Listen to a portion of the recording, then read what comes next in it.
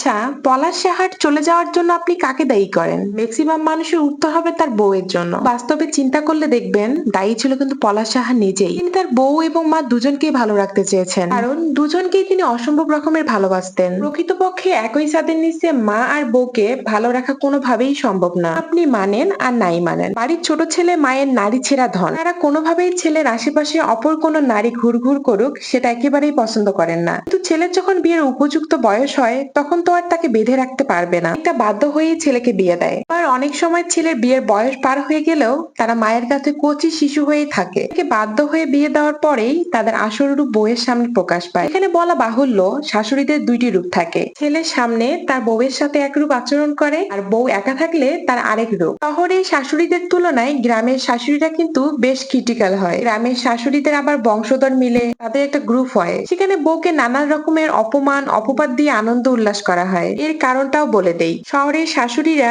কিছুটা আধুনিকতার সাথে তাল মিলিয়ে চলতে গিয়ে নিজের বউকে কিছুটা ছাড় দিয়ে চলে, কিন্তু গ্রামের শাশুড়িরা সাংসারিক কাজ শেষে বিকালের মধ্যেই একটি আসর নিয়ে বসে। সেই আসরে শুধুমাত্র একজনই হচ্ছে মূল কেন্দ্র।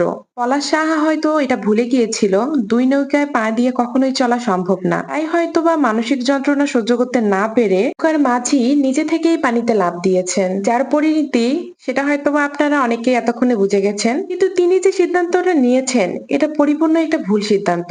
কোনো কিছুর সমাধান এমনটা হতে পারে না। তার চূড়ান্ত সিদ্ধান্ত যদি তার স্ত্রী এবং মাকে আগে থেকে জানিয়ে দিত, তাহলে হয়তো তারা দুজনেই কিছুটা হলেও শুধরে নেওয়ার চেষ্টা করত। পরিশেষে একটা কথাই বলতে চাই, কোনো স্ত্রী চায় না তার স্বামী তাকে ডিভোর্স দেয় কিংবা চিরদিনের জন্য সে তাকে হারিয়ে ফেলুক। আবার কোনো মাও চায় না তার জন্য তার সন্তান পৃথিবীর মায়া ত্যাগ করুক। কিছুটা স্যাক্রিফাইস করলে যদি সবকিছু সুন্দর মতো চলে, তাহলে আমি মনে করি স্যাক্রিফাইস করে চলাই উচিত। সোশ্যাল মিডিয়ার কিছু ভিডিও ক্লিপ সামনে না আসলে হয়তোবা আমিও মেয়েটাকে দায়ী করতাম। পলাশ সাহার মায়ের মধ্যে বিন্দুমাত্র শোকের ছায়া নেই, তার আচরণ কিছুটা যুদ্ধজয়ী হওয়ার মতোই। হয়তোবা ছেলের চলে যাওয়ার শোকটা সহ্য করতে পারবে, কিন্তু ছেলেকে বউয়ের সাথে আন্তরিক হতে দেখাটা সহ্য করতে পারবে না। জানি না আমি সঠিক কিনা ভুল, কিন্তু আমার দৃষ্টিকোণ থেকে তাই মনে হয়েছে।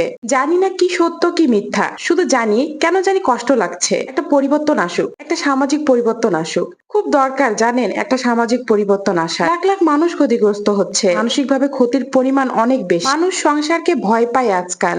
এই যে সুস্মিতা, আজ 1 ঘন্টা 32 মিনিট ধরে তিনি সাংবাদিকের সামনে তার জীবনের গল্পগুলো তুলে ধরলেন। এই যে কান্নাটা করলেন, এই কান্নাটা না তার একার না। এই 1 ঘন্টা 32 মিনিটের গল্পটা শুধু তার জীবনের গল্প নয়, আজ তার সাথে হাজার হাজার ঘরের বউরাও কাঁদছে। এই শাশুড়ি বৌমা সম্পর্কে জটিলতাটা না শুধু মানসিক ফারাক ও পারস্পরিক বোঝাপড়ার ঘাটতি। এই সম্পর্ক সুন্দর হতে পারে যদি দুপক্ষই শ্রদ্ধা, ধৈর্য, সহানুভূতি দিয়ে একে অপরের বোঝার চেষ্টা করে। সন্তানের সুখ ও পরিবারের শান্তির জন্য এই সম্পর্ক সুস্থ রাখতে হবে, কারণ একজন ভালো শাশুড়ি হতে পারা যেমন গৌরবের, একজন বৌমারও সম্মান পাওয়ার অধিকার আছে।